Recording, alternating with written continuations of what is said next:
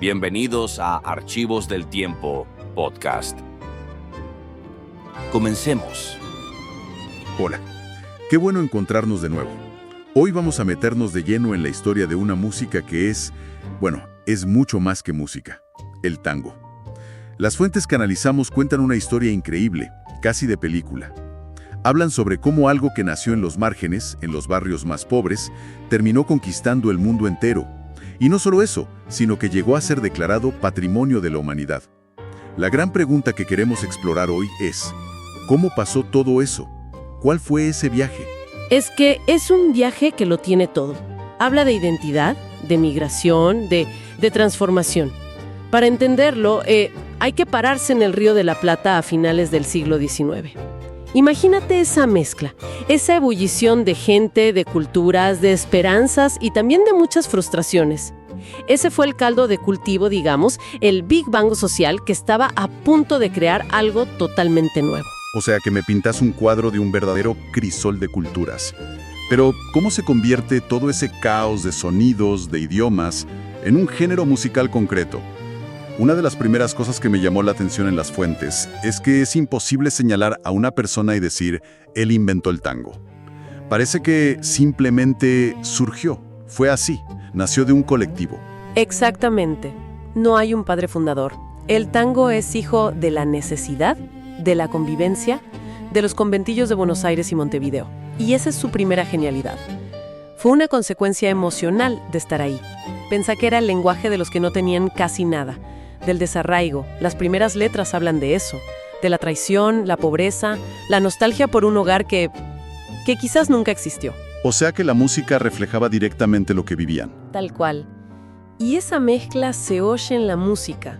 Es fascinante cómo los ritmos se fueron fusionando casi por accidente, ¿viste? Tenías el ritmo del candombe con su raíz africana, la elegancia de la habanera cubana y las polcas y mazurcas que los inmigrantes europeos traían en la memoria. No fue solo una mezcla de gente, fue una colisión de almas que creó un sonido único. Y claro, con ese sonido nuevo vino una forma de moverse, también completamente nueva. Y acá es donde las fuentes describen, una verdadera bomba social. Porque el baile era considerado un escándalo, ese abrazo tan cercano, casi íntimo, los cuerpos pegados, la improvisación.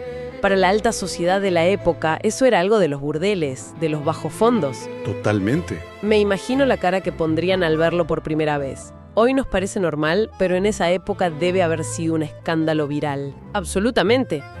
Pero lo que la élite veía como inmoral, para la gente que lo bailaba, era un salvavidas. Pensemos que en ese abrazo encontraban un refugio. Era una comunicación sin palabras en un mundo que era hostil y solitario.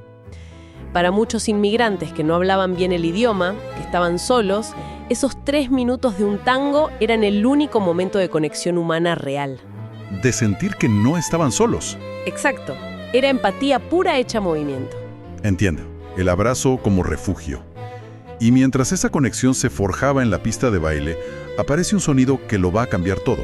Un instrumento que se convierte literalmente en el alma del tango. Y acá las fuentes me volaron la cabeza. Espera, déjame ver si entendí bien. El instrumento que define la melancolía del tango, su voz quejumbrosa, apasionada, el bandoneón, fue inventado en Alemania para tocar música en las iglesias. Así como lo escuchás. ¿Cómo es posible que algo tan sacro termine siendo la voz del arrabal? Es la gran paradoja y quizás la mayor genialidad del tango. Se apropia de un instrumento extranjero, diseñado para la devoción religiosa, y lo pervierte en el buen sentido. Lo convierte en la voz de la pasión, del dolor, del deseo. Lo que en Alemania era un órgano portátil para rezar, en el Río de la Plata encontró su verdadero destino: contar las penas y alegrías de la gente común. Su sonido tiene esa dualidad, ¿viste? Puede ser una plegaria y un lamento al mismo tiempo. Por eso se volvió indispensable. Terminó definiendo el sonido del tango para siempre. Y esa paradoja es lo que lo hace tan poderoso. El tango toma un instrumento alemán y lo hace propio. Pero esa voz necesitaba un escenario más grande que el arrabal para que la escuchara el mundo, ¿no? Y ese escenario, curiosamente, fue París. Ahí está el punto de inflexión. A principios del siglo XX, lo que en Buenos Aires era despreciado por las clases altas, en París se convierte en la última moda. La sociedad parisina, siempre buscando lo exótico, lo pasional, se enamora perdidamente del tango. Se fascinan con la música, la sensualidad del baile. Entonces, para que el tango fuera aceptado como verdaderamente argentino, primero tuvo que volverse francés. Es una locura. Es una ironía total de la identidad cultural. El tango se va de Buenos Aires como un paria y vuelve con el sello de aprobación de París, que en ese momento era el árbitro del buen gusto mundial. Y solo entonces, cuando vuelve consagrado, la élite porteña que antes lo rechazaba, dice: «Ah, esperen, esto es nuestro». Ahí deja de ser música de arrabal y empieza a transformarse en un símbolo nacional. Y con esa aceptación, me imagino que se abrieron las compuertas. Es ahí cuando aparecen las grandes orquestas, figuras como Carlos Gardel. Esa es la famosa Edad de Oro. Justo ahí, entre los años 30 y 50, el tango explota. Gardel, con su voz y su carisma, lo convierte en un fenómeno de masas a nivel mundial. Pero en Buenos Aires, las verdaderas estrellas eran las orquestas. Los salones de baile estaban repletos todas las noches. Y lo increíble es que cada una era un universo distinto. Las fuentes destacan varias. A ver, por ejemplo, mencionan a Juan D'Arienzo. ¿Cuál era su estilo? A D'Arienzo lo llamaban el rey del compás. Su música era pura energía, un ritmo nervioso, muy marcado, casi eléctrico, ¿viste? Era imposible quedarse sentado.